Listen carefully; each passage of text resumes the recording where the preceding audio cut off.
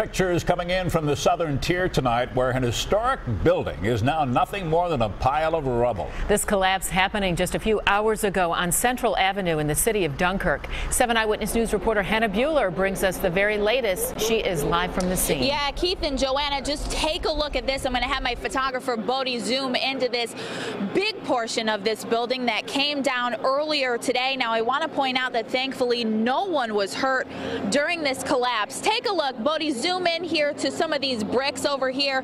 Could you imagine maybe being on the road or walking on the sidewalk when that building came down, or even in the building itself? Well, thankfully, again, no one was hurt here. This structure is owned by the Chautauqua County Rural Ministry, and it was used as a soup kitchen, a warehouse, and a food pantry, and it does house several apartments. Now, the portion of the building we showed you earlier that came down was a storage unit on the second and third floors there.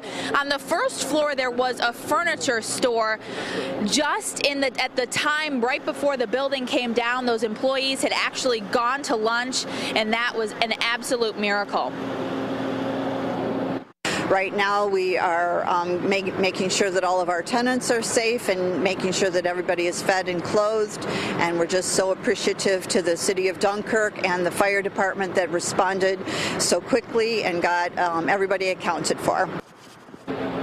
Again, everyone made it out safe and unharmed. The American Red Cross is assisting families who may be displaced during this time. Now, there are several structural engineers here on scene, as well as the fire department, the police department here in Dunkirk, and they're making sure that the structure here is okay. Everyone has been taken out of the building, and like I mentioned, the Red Cross is assisting those families who may be living in this building in the other portion of the building. But this road, Central Avenue here, will be closed for the rest of the evening.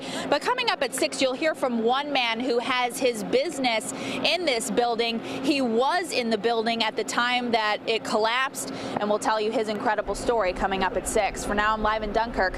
Hannah Buehler, 7 Eyewitness News. All right, glad to hear everybody's okay there, Hannah. Thank you. Knife attack.